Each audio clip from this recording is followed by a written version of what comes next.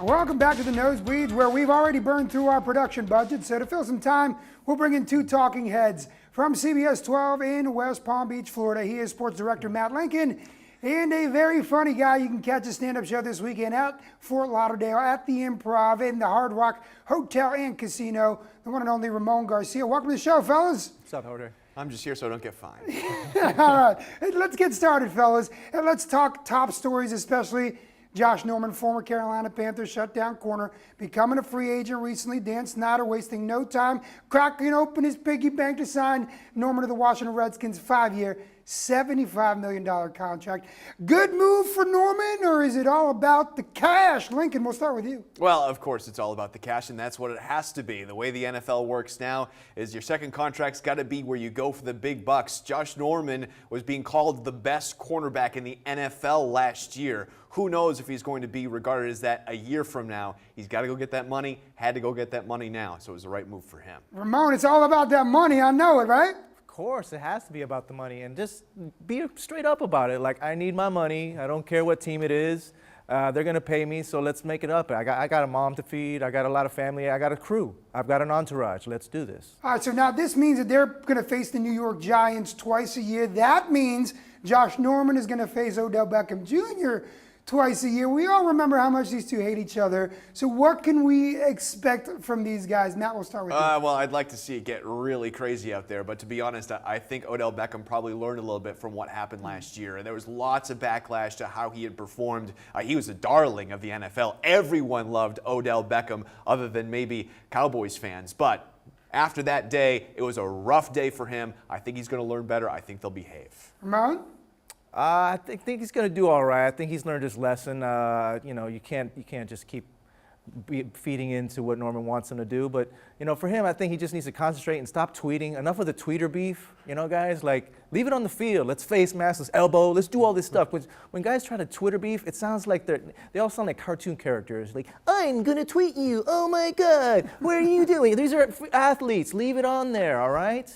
Back and forth. Everybody's been really excited about this battle, so we'll get to see it two times next year now, Norman, as a member of the Washington Redskins. Let's talk a little bit about baseball now. Mike Trout of the Angels, he's heading into his 6th Major League Baseball season with a very nice, shiny new 6-year, $144 million contract. And, get this, guys, he's finally moving out of his parents' house. Poster child for millennials, right, Ramon? I would have moved out for $114. Like, Mom, I love you. I love the tortillas. But with $114 million, come on, man. There's some explaining to do there. Like, dude, come on. You're making a bet for us. I actually love this story. I mean, he's very close to his younger sister, He's a younger good kid. daughter. He's got a 3-legged dog at home. True story. Just loves to have that at home. And it's not like he's moving far away. He bought a house like 3 doors down. So he's just got a thing about his home in New Jersey, and you got to love it. Lincoln, kind of boring though, huh? He's the face of baseball. Very It's boring. I don't know. Maybe he got sick of maybe fooling around a little downstairs. All of a sudden, Mom pops up, looks an around the awkward corner. moment. It's like, I made you hot pockets. No, he's what we call in comedy a black hole, okay? There's no comedic premises over here. I tried to Google everything for Mike Trout. I mean, he makes Tim Tebow look like Mick Jagger is what it is, okay? I could find nothing, so good to you, Trout. I try to look for everything. I try to put, Google stuff. Like, you go, Mike Trout cheats. It's like, did you mean Mike Trout cleats? Like, no, I want something. I need some meat on him. You don't have any jokes about 3-legged dogs? No, come on. Nobody likes to get the dog. See, it's a fake dog, but people are still like, oh, he kicked the dog. It actually is a good sign of the way that athletes now actually really are paying more attention to the money that they have. I think they learned from Mike Tyson and Antoine Walker, these guys that went through all their money in just a couple years. Guys like even Rob Gronkowski, who is basically the biggest party guy anywhere. He hasn't touched the money from his big signing bonus. So some of these guys are doing a little better job keeping their money. It's also awesome to see the spectrum and the range here between one guy and another. You got Mike Trout just moving out, and then you got Johnny Manziel that's burning through his money partying in Vegas every weekend. So I love to see that contrast. It would have been better for Johnny Football to stay home, I think. All right, guys, here's another baseball story. First, take a look at this. Noah Syndergaard of the Mets tosses a sinker at about 100 miles per hour, and his catcher, Kevin Plawecki, got the worst of it, as Syndergaard left an imprint of Plawecki's cross necklace on his chest, even though he was wearing a chest protector. And then, to top that, Yankees outfielder Aaron Hicks firing a 105-mile throw to nab the runner at home. Okay, I haven't seen anything like this since Bo Jackson back in the day. So here's my question to you guys. We talk about football players looking like mutants on the field and there's just athleticism left and right. What about baseball players? Are they catching up, or has this always been like that, Ramon? Well, I tell you what, Kevin's going to need a mutant power to explain that little scar, because it doesn't look so much like his necklace, you know, like he's going to have to explain, it was like, baby, I caught the Holy Spirit today. Oh, really? Oh, and next you're going to tell me there's angels in the outfield. No, baby, we're playing the Phillies. Yeah, and then how about Hicks, Lincoln? He has a cannon on him, too. That's gorgeous. You know, the thing about Plawecki, he's got a catcher's glove, right? Right. And it's like right here. Yeah, That's the worst part. you know, come on. But, you know, talking about the way these baseball players changed, you know, I think so. I think you're seeing these guys who are kind of, their talent is outgrowing their body. That's why we see so many of the pitchers who are having issues with Tommy John surgery. They're blowing out their elbows because they can't handle how fast and hard they are throwing the baseball. 105 miles per hour. I put Hicks on the mound if that was my move. All right, let's talk about this one. Everybody remembers Deflategate a million years ago, right?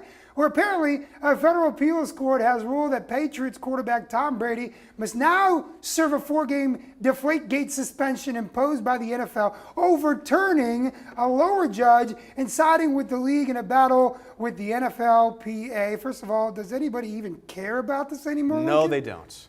And even a lot of guys who at one point were saying we need to nail Brady for this, we need to, you know, the Patriots are cheaters. By the time this has come around now, I think we are beginning to learn a little bit more about PSIs and everything. Why have we heard nothing the past year from the NFL about the PSIs and footballs? They did the testing. Why have we heard nothing? Because this has all been about Roger Goodell's power. Yeah. And no one wants, Roger Goodell and the NFL don't want him losing the power to basically rule however he wants. Ramon loves this because he's a Dolphin fan. Now at least you guys won't face him for 4 games, right? Go Juice! It's week 2. Week 2, the Dolphins are heading up to New England. I knew he was guilty from the beginning. I'm sorry, I don't have before the investigation, allegations, I knew he was guilty. If you just listen to the games, really listen, especially the cadence calls, that's where you would have heard it, you know? Rex Ryan, 32! Rex Ryan, 32! Just squeeze it out. Say hut! Look, at the end of the day, we're all over this completely. I think we're all in agreement that suspended or not suspended, let's just get over it. All right, I want to thank my 2 guests, Matt and Ramon. Remember, if you're in the West Palm Beach area, make sure to check out Matt Lincoln on CBS 12 and follow him on Twitter at MattLincolnTV.